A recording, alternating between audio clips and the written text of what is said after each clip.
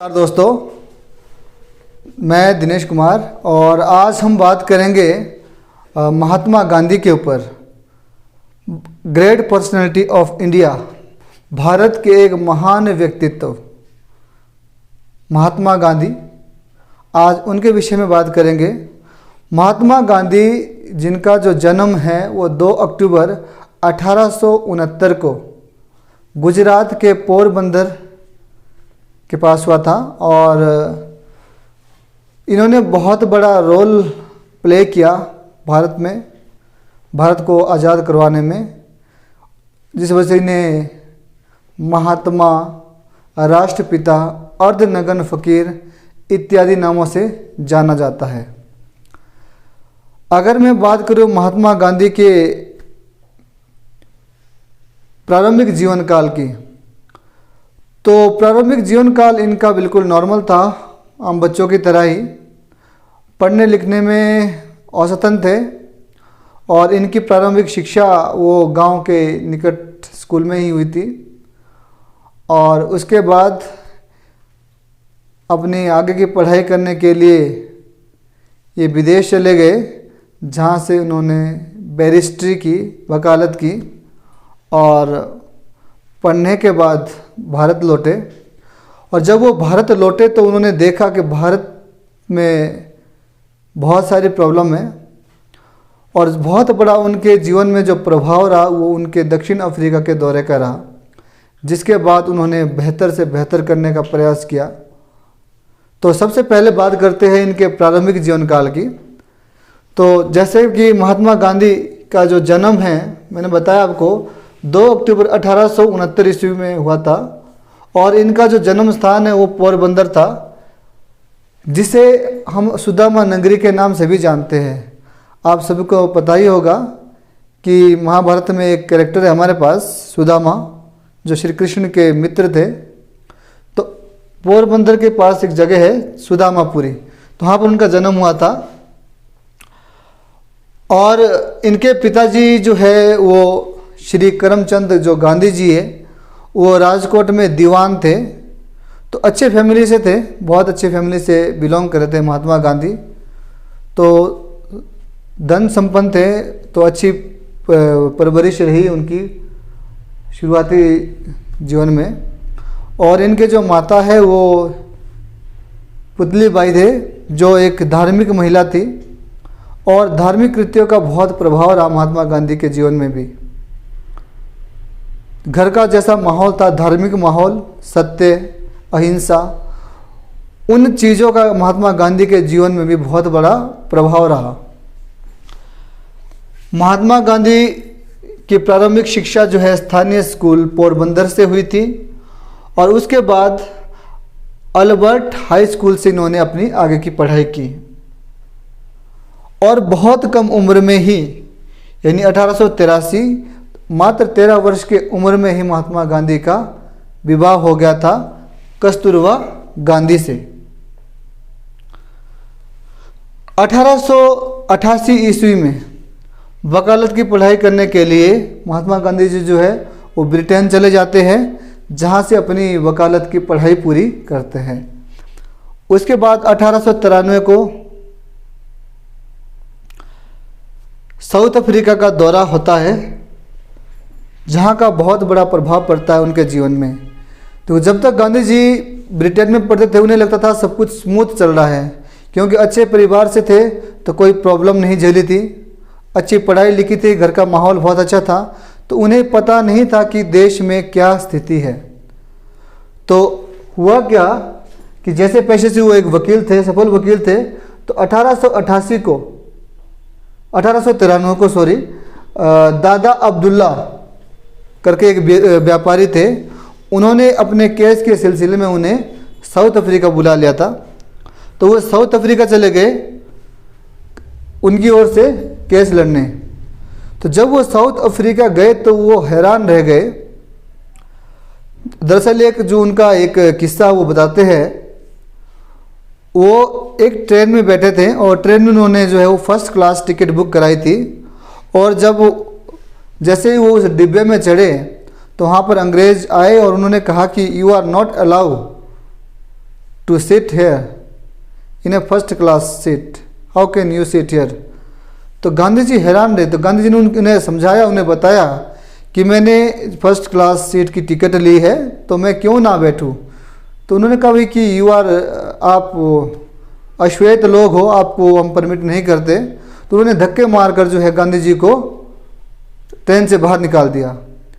तो गांधी जी रात भर सोचते रहे उस किस्से के बारे में और वो हैरान रहे कि देश में ऐसा भी हो सकता है। उन्होंने पैसे दिए थे, टिकट खरीदी थी और उसके बाद भी उनका इतना शोषण हुआ। तब गांधी जी ने सोचा कि अगर मेरे साथ, एक पढ़े लिखे व्यक्ति के साथ इतना शोषण हो सकता है अंग्रेज़ों के द्वारा, तो आम व्यक्तियों की क्या दशा होती होगी। तो उसके बाद गांधी जी ने जो है ये डिसाइड कर लिया कि अब वो यहीं पर काम करेंगे। और सबसे पहले उन्होंने साउथ अफ्रीका में ही बहुत तरह के काम किए और अंग्रेज़ों से जो शोषणकारी जो नीतियाँ थी उनके खिलाफ साउथ अफ्रीका में उन्होंने बहुत सारे सत्याग्रह किए, बहुत सारे आंदोलन किए। तो साउथ अफ्रीका का उन्होंने काफ़ी सारा वहाँ पर काम किया, काफ़ी समाज सेवा की और बहुत लंबे समय के बाद यानी 21 साल के बाद वो स्वदेश लौटे, भारत लौटे। तो महात्मा गांधी जो है 9 जनवरी 1915 को अफ्रीका से भारत आए। इसीलिए 9 जनवरी को हमारे भारत देश में प्रवासी दिवस के रूप में भी मनाया जाता है। तो जैसे ही वो भारत लौटे तो उन्होंने अब निश्चय कर लिया भाई कि जब अफ्रीका में ही बहुत बुरा हाल था, मेरे देश में भी अंग्रेज़ों का राज है, तो यहाँ पर तो स्थिति और भी ज़्यादा भयानक है। तो उन्होंने दृढ़ संकल्प कर लिया कि अब तो हमने अपने देश से अंग्रेज़ों को बाहर भगाना ही है। तो 15 मई 1975 को उन्होंने अहमदाबाद में एक कोचरग नाम की एक जगह है जहाँ पर उन्होंने अपना पहला आश्रम बनाया था। उसके बाद 17 जून 1917 को महात्मा गांधी ने जो है वो साबरमती आश्रम की शुरुआत करी। तो सबसे फिर जब उन्होंने यहाँ पर आश्रम की स्थापना कर ली तो महात्मा गांधी के जो राजनीतिक गुरु है उनका नाम है गोपाल कृष्ण गोखले। उनसे महात्मा गांधी जी ने बात की और उन्होंने कहा कि वे अपने देश के लिए कुछ करना चाहते हैं, अपने देश में जो व्याप्त समस्याएं हैं उनसे लड़ना चाहते हैं, तो उन्हें क्या करना चाहिए। उस विषय में गोपाल कृष्ण गोखले उन्हें एडवाइज करते हैं कि if you want to work for your country then you should to know about your country, कि अगर आप अपने देश के लिए कुछ करना चाहते हो तो पहले आपको अपने देश को जानना पड़ेगा। तो उसके लिए गोपाल कृष्ण गोखले इन्हें सजेस्ट करते हैं गांधी जी को कि आप भारत भ्रमण कीजिए। और गांधी जी ने जो है इनके एडवाइस पे, इनके सलाह पर 2 वर्ष का भारत भ्रमण किया था। भारत भ्रमण का मतलब होता है भारत का दौरा किया था, जहाँ पर वो अपने भारत के बारे में जान पाए कि हमारे भारत का वर्तमान जो स्थिति है वो क्या है, लोगों का रहन सहन, जीवन स्तर, ये सब कुछ जानने के लिए इन्होंने 2 साल का लगातार भारत भ्रमण किया। तो जब उन्होंने अपने भारत को जान लिया, समस्याएं पहचान ली, तो उसके बाद उन्होंने कार्य शुरू किया और उन्होंने पाया कि भाई अंग्रेज, पहला सामना तो उनका भेदभाव से कब हुआ था, साउथ अफ्रीका में। जब वो भारत आए, भारत भ्रमण किया था, उन्होंने पता चला कि अंग्रेज़ों के द्वारा तो बहुत शोषणकारी नीति लगाई जा रही है, बहुत शोषण कर रहे हैं अंग्रेज़ भारतीयों का। तो अब उन्होंने निश्चय कर लिया कि अब वो भारत में ही काम करेंगे, भारत के लिए काम करेंगे और अंग्रेज़ों से जो है वो मुकाबला करेंगे, उनसे उनकी दमनकारी नीतियों को ख़त्म करने का प्रयास करेंगे। तो सबसे पहला जो उन्होंने काम किया वो चंपारण सत्याग्रह के रूप में किया। चंपारण एक प्लेस थी जहाँ पर अंग्रेज़ों ने एक नीति बनाई थी। पॉलिसी क्या थी, इसे 3 कठिया पद्धति भी कहते हैं, यानी 3/20। अंग्रेज हुकूमत ने एक नियम बनाया था भारत के किसानों के लिए कि उनकी जो कुल ज़मीन है, अगर वो कुल ज़मीन में मान लो किसी भी फसल का मान लो 20 कट्टों का उत्पादन करते हैं, तो उसमें से जो तीसरा हिस्सा है वो किसका होना चाहिए, नील का होना चाहिए। नील की खेती बहुत प्रसिद्ध थी। तो जिसका जो किसान जो है वो विरोध कर रहे थे, क्योंकि नील की खेती से हो क्या रहा था कि उससे उनकी जो फर्टिलिटी, जो पावर है मिट्टी की, वो खत्म हो रही थी। तो किसान नहीं चाह रहे थे कि वो नील की खेती करे, लेकिन अंग्रेज़ों ने जो है उन्हें मजबूर कर दिया था। तो महात्मा गांधी ने जो पहला जो आंदोलन किया वो चंपारण सत्याग्रह किया, जो किसके विरुद्ध था? नील कटिया पद्धति के विरुद्ध। और इसको गांधी जी ने जो है वो समाप्त करने का प्रयास किया। दूसरा उनके द्वारा जो आंदोलन किया गया उसे 1918 में, जिसे हम खेड़ा सत्याग्रह के नाम से जानते हैं। खेड़ा सत्याग्रह क्या था? एक्चुअली हुआ क्या था कि गुजरात में जो प्लेस पड़ती है खेड़ा, वहाँ पर अकाल पड़ गया था। अकाल पड़ने के कारण फसल पूरी तरह से बर्बाद हो गई थी। तो किसान चाह रहे थे कि उनके ऊपर जो लगान लगाया जा रहा है अंग्रेजी हुकूमत के द्वारा, उसे माफ़ किया जाए। लेकिन अंग्रेज़ों ने किया उसका उल्टा। अंग्रेज़ों ने टैक्स माफ़ करने की जगह टैक्स को और ज़्यादा बढ़ा दिया था। 23% टैक्स को इंक्रीज किया गया था अंग्रेजी हुकूमत के द्वारा, जिसके विरुद्ध जो है वो खेड़ा के किसानों ने आंदोलन शुरू कर दिया। और महात्मा गांधी ने पूरा सहयोग किया। और जब अंग्रेज हुकूमत को पता चला कि किसान नाराज़ हो गए हैं, तो उन्होंने गांधी जी से रिकमेंडेशन मांगी भी इसमें क्या किया जा सकता है। तो गांधी जी ने कहा कि भाई जब अकाल ही पड़ गया तो किसान टैक्स कैसे दे सकते हैं। तो उसमें प्रोविज़न किया गया कि जो किसान लायबल है, जो टैक्स देने के योग्य है, वही टैक्स दे और बाकी को टैक्स देने की आवश्यकता नहीं है। तो दूसरा इनका सक्सेसफुल आंदोलन खेड़ा सत्याग्रह रहा। तीसरा आंदोलन इन्होंने अहमदाबाद मिल हड़ताल का किया। अहमदाबाद में एक मिल थी जहां पर कर्मचारियों ने हड़ताल करी, और हड़ताल करने का जो उनका मुख्य कारण था वो था बोनस। कंपनी के जो मालिक है, स्वामी हैं, उनके द्वारा कर्मचारियों को बोनस का भुगतान नहीं किया जा रहा था। तो कर्मचारी वर्ग नाराज़ था।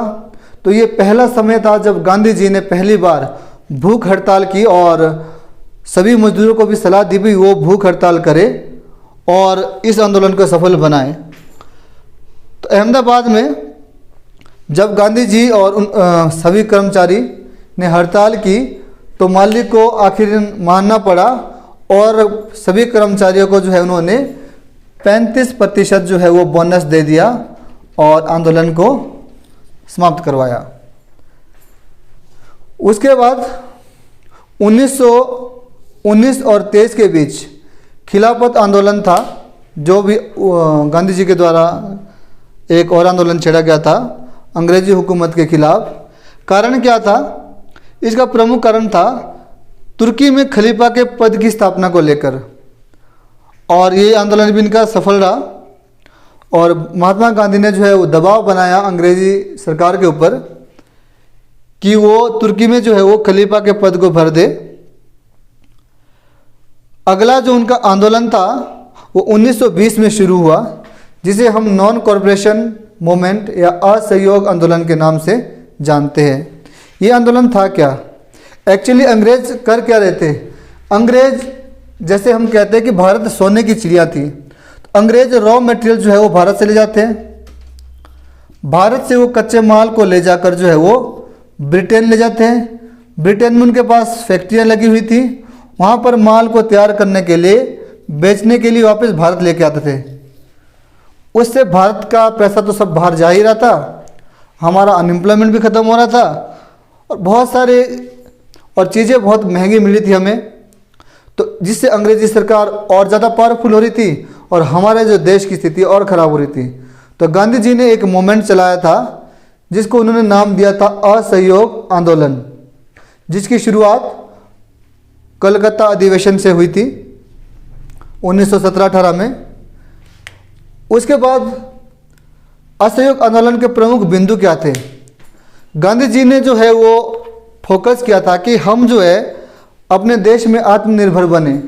जैसे हम लोग सूत का उत्पादन करते थे, सूती कपड़ा पहनते थे, तो उन्होंने बोला भाई आप अपना कपड़ा खरीदिए और अंग्रेज़ों की चीज़ों का बहिष्कार कीजिए। दूसरा असहयोग नॉन कॉरपोरेशन का मतलब होता है कि अंग्रेजों सरकार में जो हमारे लोग पद पे कार्यरत थे उनसे उन्होंने आग्रह किया भाई इनके पदों को छोड़ दीजिए। अंग्रेजों के द्वारा अगर हमें कोई टाइटल दिया जा रहा है उनके टाइटल को मत लीजिए, और अगर हम उनके साथ कोऑपरेट नहीं करेंगे तो अंग्रेजी सरकार परेशान हो जाएगी और इस वजह से वो हमें आज़ाद कर देगी।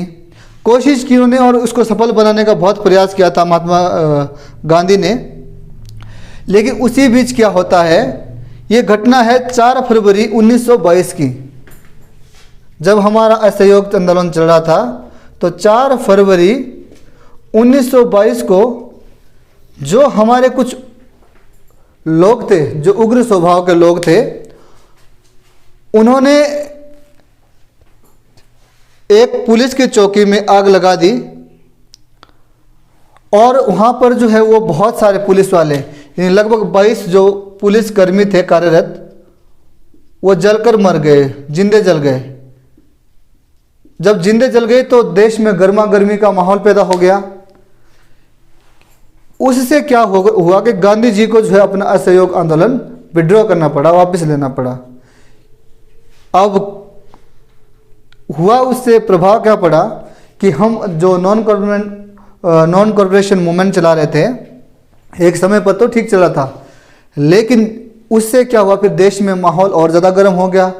तो कुछ लोगों ने क्या कर दिया कि हमारी जो चोरा चोरी नाम की जो जगह है वहाँ पर आग लगा दी पूरे पुलिस स्टेशन को, जिस वजह से बहुत सारे लोग मारे गए। और जब देश में माहौल और ज़्यादा गर्म हो गया तो गांधी जी को लगा भाई कि हमें जो है वो नॉन कॉरपोरेशन पॉलिसी को वापस लेना चाहिए, और गांधी जी ने जो है असहयोग आंदोलन वापस ले लिया। फिर आगे जो चैलेंजिंग हमारे पास अगला चैलेंज आया गांधी जी के पास, वो आया 1928 के रूप में, नेहरू रिपोर्ट के रूप में, जहाँ पर अंग्रेजों ने जो है वो कहा भाई कि are you able to frame your constitution. तो गांधी जी ने कहा भी हमें अब अपना संविधान बनाने के लिए एक ड्राफ्ट बनाना है, जिसके लिए नेहरू रिपोर्ट सामने आई थी। नेहरू रिपोर्ट में कुछ शर्तें दी गई थी, जैसे कि बोर्ड का अधिकार, अपना संविधान और अपने कुछ नियम अधिनियम आदि, उस सब की व्याख्या की गई थी नेहरू रिपोर्ट में। अगली जो हमारे पास आंदोलन हुआ था 1919 में साइमन कमीशन के विरोध में, साइमन कमीशन के विरोध में जो है आंदोलन किया था हमने। साइमन कमीशन जो भारत आया था, किस लिए आया था, क्योंकि उससे पहले भारत में जो है वो जलियांवाला बाग हत्याकांड हुआ था, जो 13 अप्रैल 1919 को हुआ था। तो उसकी जांच करने के लिए साइमन कमीशन भारत आया था, लेकिन लोगों ने इसका विरोध कर दिया। साइमन कमीशन के विरोध करने का जो प्रमुख कारण क्या था, ये जो कमीशन था उसमें भारत के लोगों को लगा कि इसमें जो सारे जो अधिकारी है, जांच कमेटी है, उसमें किसी भारत के लोगों को शामिल नहीं किया गया था, जिस वजह से लोग नाराज थे। उन्हें लगा भाई अगर अंग्रेज ही रिपोर्ट बना रहे हैं तो जाहिर सी बात है अंग्रेजों के फेवर में बनाएंगे। और जलियांवाला बाग हत्याकांड में इतना नरसंहार हुआ था जिसमें बहुत सारे लोग मारे गए थे। तो इसके विरोध में जो है वो लोग खड़े हो गए और नारे लगे हमारे पूरे देश में, गो बैक साइमन के, कि साइमन कमीशन वापस जाओ, गो बैक साइमन। उस वजह से हुआ क्या, उसके बाद जो हमारा अगला बहुत बड़ा आंदोलन शुरू हुआ गांधी के द्वारा, उसे हम जानते हैं दांडी मार्च के नाम से। 12 मार्च 1930 को गांधी जी ने जो है वो साबरमती आश्रम से दांडी यात्रा शुरू की। इसका उद्देश्य क्या था, देखो अंग्रेजों ने जो है एक कानून बनाया था जिसके द्वारा वो हमारे से नमक के ऊपर टैक्स वसूलते थे। तो गांधी जी इस फेवर में नहीं थे। गांधी जी क्या मानते थे कि हमारा देश है, हमारा नमक है, तो हम नमक पर कर क्यों दें। इसके लिए गांधी जी ने क्या करा कि 12 मार्च 1930 को साबरमती आश्रम से अपने कुछ शिष्यों के साथ, जो उनके फॉलोअर थे, उनके साथ उन्होंने जो है 24 दिनों की पैदल यात्रा करके कहाँ पहुँचे, वो दांडी पहुँचे, दांडी नाम के स्थान पर पहुँचे, जहाँ पर नमक का कानून तोड़ा उन्होंने। 12 मार्च 1930 को वो चलने शुरू हुए थे और 5 अप्रैल को वे दांडी पहुँचे और 6 अप्रैल को उन्होंने नमक का कानून तोड़ा। तो बहुत बड़ा आंदोलन किया इन्होंने इस पक्ष में, जिसे हम दांडी मार्च या दांडी यात्रा के नाम से भी जानते हैं। 1930 में इन्होंने गोलमेज सम्मेलन में भी भाग लिया था। राउंड टेबल कॉन्फ्रेंस होती थी अंग्रेज़ों के द्वारा, जो लंदन में होती थी, जहाँ पर विभिन्न विषयों में चर्चा होती थी। तो गोलमेज सम्मेलन में भी गए और उन्होंने वहाँ पर भी बातचीत रखी। 1932 बहुत फेमस है। डेट फेमस इसलिए है क्योंकि 1932 को पूना पैक्ट यानी पूना समझौता हुआ था गांधी और हुआ तो था ये B.R. अम्बेडकर और गांधी के बीच, लेकिन इस पर जो डॉक्यूमेंट्स पे हस्ताक्षर है वो B.R. अम्बेडकर और मदन मोहन मालवीय के हैं। इसमें कुछ कंडीशंस थी। कंडीशन क्या देखिए, अगर बात करें 1930-32 की, तो उस समय के डेट तक जो है डॉक्टर B.R. अम्बेडकर बहुत पावरफुल लीडर हो चुके थे और वो दलितों का पूरा समर्थन कर रहे थे। तो अम्बेडकर चाह रहे थे भाई वो दलितों के लिए पृथक निर्वाचन आयोग का गठन करें। गांधी जी इस फेवर में नहीं थे।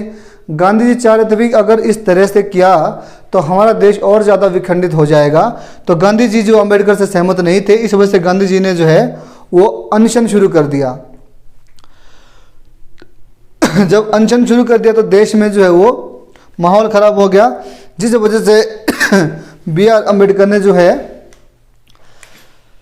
विड्रॉ कर दिया और पूना समझौता हुआ, पूना पैक्ट हुआ। 1932 में पूना पैक्ट के बाद 1933 की एक और महत्वपूर्ण घटना है, जहाँ पर इन्होंने हरिजन पत्रिका का विमोचन किया, साप्ताहिक पत्रिका। 1937 में इन्होंने देश में अस्पृश्यता, अनटचेबिलिटी को ख़त्म करने के प्रयास किया और दक्षिण भारत की यात्रा की। इन्होंने, महात्मा गांधी ने दक्षिण भारत की यात्रा की, क्योंकि उस समय देश बटा हुआ था। गांधी जी चाह रहे थे सब लोग मिलकर प्रयास करें आज़ादी के लिए, लेकिन देश में जो है वो बहुत ज़्यादा विभाजन हो रहा था अस्पृश्यता के कारण। देश जो है अलग अलग खेमों में, गुटों में बटा हुआ था। तो ये बहुत बड़ा मूवमेंट चलाया इन्होंने अस्पृश्यता के खिलाफ। और अगला जो उनका जो मूवमेंट चलता है महात्मा गांधी का, जिसे हम क्विट इंडिया मूवमेंट के नाम से भी जानते हैं, यानी भारत छोड़ो आंदोलन। ये एक अंतिम प्रयास था गांधी जी के द्वारा अपने देश को आज़ाद करने के लिए, जो हमारा 9 अगस्त 1942 से शुरू होता है। 9 अगस्त 1942 से क्विट इंडिया मूवमेंट, भारत अंग्रेजों भारत छोड़ो। ये वो स्थिति थी जब देश में अब माहौल तैयार हो गया था और बहुत सारे लोग जो है अब वो सपोर्ट कर रहे थे अंग्रेज़ों को, और अंग्रेज भी थोड़े अब परेशान हो चुके थे, क्योंकि वर्ल्ड वार 1 में जो है भारत ने बहुत साथ दिया था अंग्रेज़ों का, और भारत को लगता था कि भाई अब हमने अंग्रेज़ों का साथ दिया है प्रथम विश्व युद्ध में, तो अब वो हमें रिलीज कर देंगे, छोड़ देंगे। लेकिन अंग्रेज़ों ने भारत छोड़ा नहीं। तो जब देश में माहौल बहुत ज़्यादा गर्म हो गया, तो 9 अगस्त 1942 को महात्मा गांधी ने एक नारा दिया, करो या मरो, जो क्विट इंडिया मूवमेंट के दौरान दिया गया था। और बहुत प्रयास किया गया था भी कि अब हमें देश को किसी भी हालत में आज़ादी चाहिए। इसके बाद अब अंग्रेज़ों को भी लगने लगा था कि अब हमारे लिए सहयोग नहीं बन पा रहा है, तो अंग्रेज़ों ने भी कोशिश की थी कि भाई अब हमें और बहुत ज़्यादा दिन तक भारत में नहीं रह सकते। तो ये एक बहुत बड़ा सुनहरा अवसर था हमारे लिए, क्योंकि यहाँ पर जो है वो लगभग बहुत सारी कम्युनिटी इकट्ठी आ गई थी और भारत को आज़ाद दिलाने का एक यहाँ पर खाका तैयार हो गया था। उसके बाद जब सभी लोगों ने बहुत प्रयास किया मिलके, तो फाइनली क्या होता है कि 15 अगस्त 1947 को भारत आज़ाद हो गया। लेकिन भारत जब आज़ाद हुआ तो ये 2 भागों में बट गया। एक भारत तो था ही, और भारत से दूसरा देश निकल गया पाकिस्तान। पाकिस्तान के 2 गुट बन गए, पूर्वी पाकिस्तान और पश्चिमी पाकिस्तान। और फाइनली जब सब कुछ ठीक चल गया तो उसके बाद गांधी जी चाह रहे थे कि वो और प्रयास करे, देश को बेहतर बनाने के लिए, देश में अस्पृश्यता को कम करने का प्रयास करे। तो होता क्या है कि 30 जनवरी 1948 को महात्मा गांधी की हत्या की जाती है नाथूराम गोडसे के द्वारा। अब इसमें कारण बहुत सारे बताए जाते हैं कि गांधी को क्यों मारा गया। सभी का अलग अलग पक्ष है, लेकिन गांधी जी को गोली लगी थी और 1948 में उनकी मृत्यु हो गई। तो दोस्तों, अगर मैं थोड़ा इस बारे में और समरी के रूप में बताना चाहूँ तो मैं क्या बता सकता हूँ कि महात्मा गांधी का जो प्रारंभिक जीवन काल है वो बहुत अच्छा बीता, क्योंकि अच्छे फैमिली से थे, पिताजी दीवान थे, तो कोई फाइनेंशियल प्रॉब्लम नहीं थी, तो बहुत अच्छा जीवन बीता उनका प्रारंभिक काल में। फिर पढ़ाई लिखाई उन्होंने विदेश में की, वहाँ से लॉ करके आए थे, तो अच्छे नामी वकील भी थे।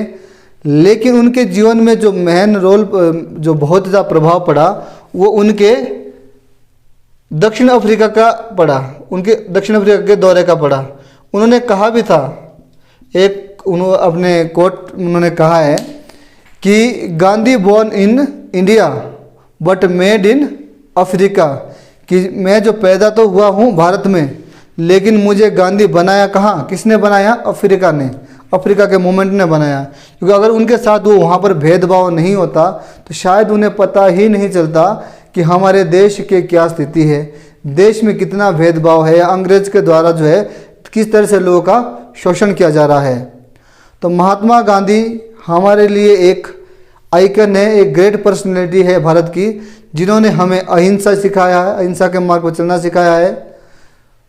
बुरा ना मत बोलो, बुरा मत देखो, बुरा मत सुनो, ये ऐसी कहावतें हैं जो हम बचपन से पढ़ के आए हैं। अगर मैं बात करूं इनकी ऑटोबायोग्राफी जो पूछी भी जाती है कई बार एग्ज़ाम में, तो इनकी जो ऑटोबायोग्राफी का नाम है माई एक्सपेरिमेंट विद ट्रूथ, यानी सत्य के साथ मेरे प्रयोग। तो आज का विषय हमारा कंप्लीट हुआ। तो महात्मा गांधी को हम नमन करते हैं, अपने राष्ट्रपिता को, और हमें खुशी है कि ऐसे महान व्यक्ति हमारे देश में पैदा हुए। एक बार फिर से नमन और जय हिंद।